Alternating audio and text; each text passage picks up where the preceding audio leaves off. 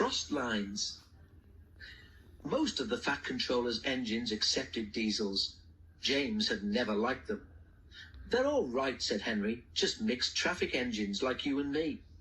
"Mixed up engines, you mean?" James grunted. "With windows at each end, how can they know if they're coming or going?" "Toby has 2 cabs," remarked Duck, "and he gets on all right." "Toby's just a little engine," scoffed James. "If an important engine like me didn't know which way to turn, what would the railway come to?"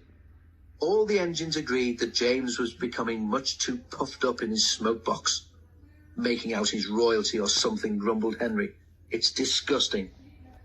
"I knew an engine called King James," remarked Duck, "in the old days at Paddington. King James the First, he was, but he didn't swank about like that."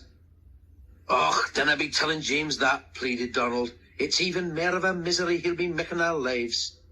"Exactly," agreed Henry. "But who's going to trim his wheels for him?" The engines tried all sorts of ideas, but nothing worked. James grew so conceited that the others were glad when he was away. Even the coaches twittered anxiously to each other if they thought he was to pull them. One day, James came to the shed, fuming with rage. "Shunting," he snorted. "Where are Donald and Douglas? They should be here for jobs like that." But the twins were helping on Edward's branch line, so James had to do the work himself.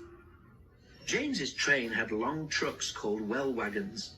These have bogey wheels at each end, with a low section between them.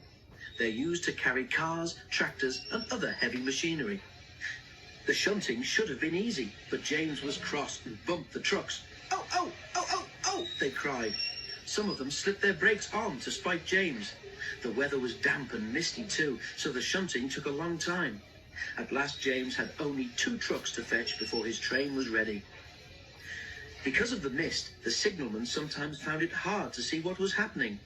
James's driver told him that James would whistle when they had collected all the trucks and were clear of the points. They had almost finished when suddenly James heard a sharp peep peep from another engine close by. The signalman heard it too and thought it was James saying he was ready. He pulled the lever, setting the points for the main line. But James wasn't ready. The points changed when one of the trucks was halfway over them. One bogie went the right way, but the other was diverted towards the main line.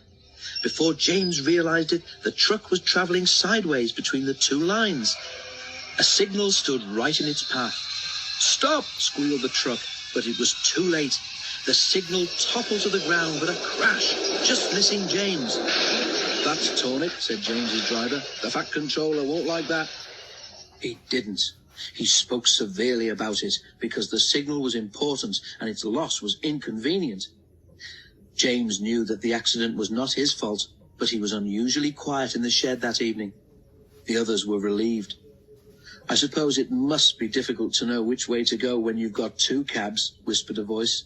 "But to go 2 ways at once with only 1 cab, that really is something." James pretended he hadn't heard.